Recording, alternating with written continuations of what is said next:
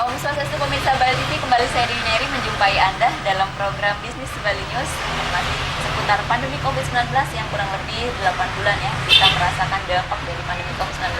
Saat ini kita ingin melihat bagaimana kondisi bisnis kuliner di tengah pandemi COVID-19. Saat ini saya ada di Jalan Tangkuban Perahu bersama dengan owner Cemilan Dapur Krisna bersama dengan Bapak Putu Krisna Hermawan. Mari kita sapa. Om Swastiastu, Pak Krisna. Swastiastu.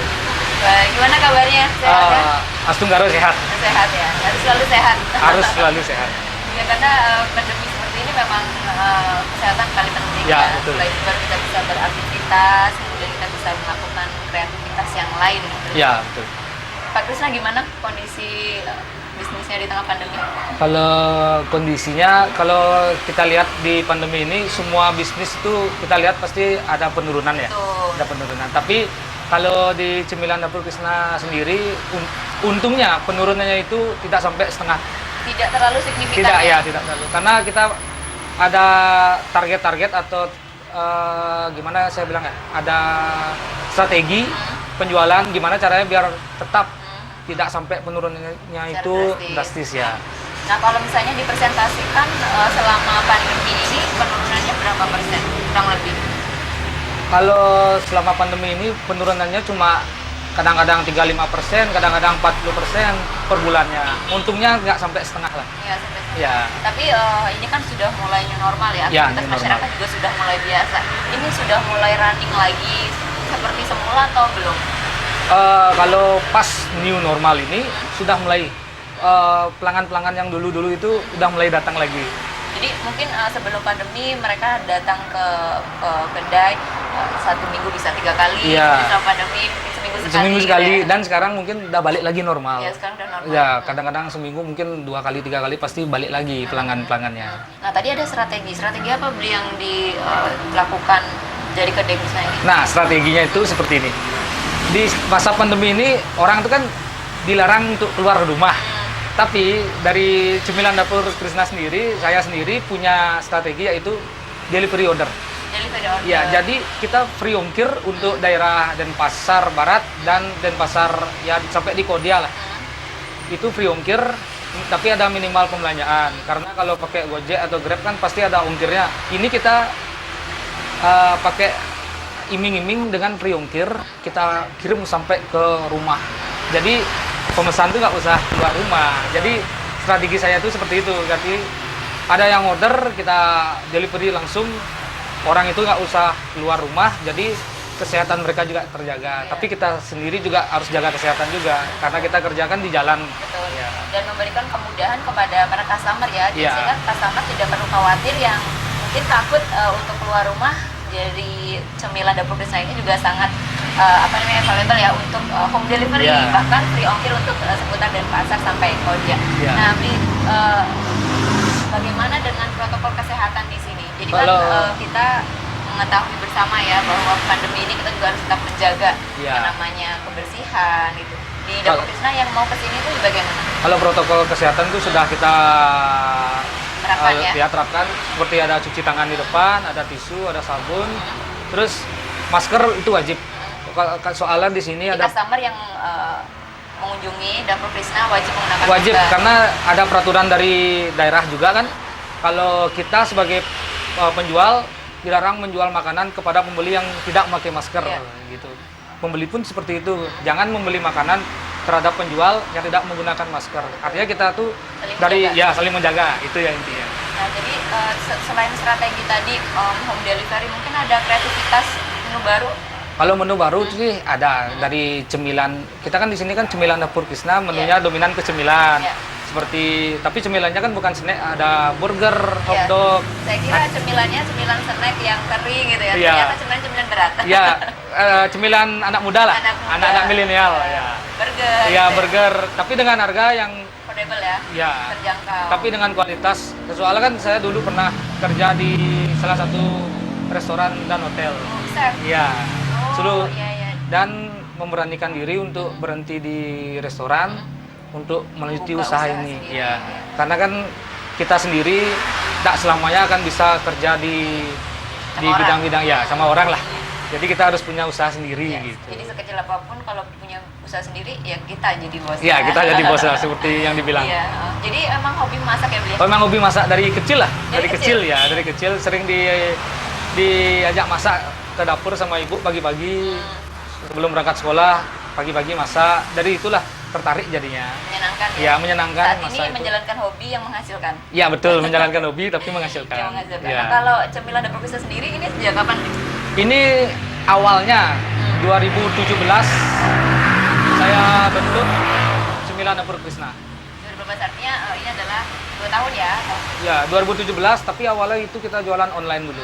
Online dulu, kita masar-masarkan di sosial media terutama Instagram, Facebook, WA, pokoknya kita gini pasarkan. Dan di tengah 2018 memberanikan diri untuk Buka sendiri. buka usaha warung ini. Jadi di tengah pandemi ini juga harus ada strategi-strategi yang tadi seperti disampaikan Iya, ya. iya. Selain itu juga online-nya bagaimana, Bi? Online-nya juga Lebih tetap gencar jalan. lagi. Ya, harus tetap jalan online itu. Karena kan dari awal Cemilan Dapur Krishna itu dikenal online atau via online. Sampai sekarang pun tetap itu harus tetap jalan. Karena kan kita dikenalnya seperti itu. Ya. Ya, kita Dan- dikenalkan seperti itu. Ya, dan saat ini pun masyarakat lebih dominan ya memesan apapun lewat online karena Ya. sangat mudah ya, kita tinggal di rumah pesan lewat handphone, bisa apapun bisa datang Ya, masuk betul. membeli makanan. Nah kemudian kalau segmennya ini siapa sebenarnya Bu? Untuk segmen dari Cemilan Dapur Krishna ini memang anak-anak muda atau bagaimana? Kalau target kita, segmen kita itu emang dominan ke anak muda dan otomatis kalau namanya aja cemilan pasti anak-anak kecil pun juga suka. Anak muda dominan pasti suka. Dan kita ada menu yaitu ayam bakar. Selain cemilan kita ada menu utama yaitu ayam bakar, ayam lalapan, ada ayam geprek, di mana mungkin anak-anak kecil atau orang tua yang ngajak anaknya ke sini, orang tuanya pun juga ikut menikmati. Ya. Artinya tidak hanya anak-anaknya Iya. saja, tetapi juga orang tuanya juga bisa menikmati menu-menu utama ya. Jadi ada Iya. olahan ayam ya. Iya. Jadi anak-anak semua olahannya ayam ya Bu. Ya, di sini kita semua ayam. Tidak ada ikan, tidak ada sapi, tidak ada tanda kutip babi ya. Kita nggak ada. Semua di sini halal ayam. Jadi ada kendala nggak sih selama 2 tahun ini kan masih perhitungan ibaratnya masih merangkak ya, Iya, masih iya. merangkak untuk bisnis gitu ya, masih terbilang ya cukup untuk cukup baru gitu, tapi juga sudah cukup lumayan gitu. Ada kendala nggak kira-kira yang apa sih susahnya untuk mungkin menggait customer gitu? Ya, kalau susahnya pasti kita kan Iya, ada saingan ya, saingan banyak. Kompetitor ya. Ya, pasti ada. Cuma kita intinya harus optimis aja. Optimis. Ya? Optimis bahwa kita punya rasa, kita punya harga, kita punya makanan tersendiri. Kita harus berani menjual apa yang kita buat. Jadi orang lain pun juga bisa menilai bahwa mungkin dari Cemilan Dapur Krishna punya rasa seperti ini, kalau di tempat lain rasanya seperti ini. Intinya kita punya rasa tersendiri. Khas ya Bu ya. Ya, Ya. khas sendiri. Harus punya khas yang namanya rasa, karena rasa itu memang penting kalau untuk kuliner makanan itu memang rasa nomor 1 Iya. ya. Kemudian kalau untuk pelayanan servis itu di tengah pandemi ini kan ada penurunan, ada nggak versi servis lebih selain tadi home delivery, mungkin ada komunikasi lebih dekat kepada pelanggan? Kita paling gencara di sosial media aja. Gencara, Iya. pokoknya hampir setiap hari tidak pernah stop Tidak untuk pernah stop. mengiklan produk-produk kita di Facebook, di Instagram setiap hari. Sosial media. Ya, itu sangat membantu sebenarnya sosial media itu. Di sana sih sebenarnya kita promosikan. Di sana benar-benar sangat membantu, apalagi di pandemi seperti ini, sosial media itu memang benar-benar membantu. Bantu ya. Iya. Sosial media menjadi salah satu strategi ya Iya. untuk menggencarkan promosi juga. Ya. Nah, Bli, di tengah pandemi seperti ini kan orang mungkin banyak yang down gitu ya. Ya. Bahkan banyak bisnis juga yang menutup bisnisnya. Nah, Cemilan Dapur Krishna ini tidak pernah tutup selama Ya. pandemi. Tidak pernah. Tidak pernah. Alasannya? Ya, alasannya kan karena kita semangat. Ya, artinya tetap optimis ya. Ya, optimis, Ya. semangat itu intinya. Meskipun ada penurunan, tetap memberikan strategi-strategi ya. Iya, karena Kuncinya selain semangat apa, Bi? sabar. Sabar ya. Dan selalu bersyukur. Selalu Gitu. bersyukur, ya. Soalnya kan di namanya aja kita jualan, ada masa penurunan, ada masa kenaikan. Jadi Betul. Harus nikmati saja, syukuri saja. Seberapapun kita dapat hari ini, kita intinya harus bersyukur lah. Pokoknya biarpun sedikit, biarpun banyak, kita harus tetap bersyukur. tidak hanya siap untuk untung tapi juga harus siap Iya. rugi. Gitu. namanya aja kita harus Berbisnis buka ya. berbisnis, siap mau untung mau rugi kita harus siap. Artinya siap di keadaan apapun. Iya.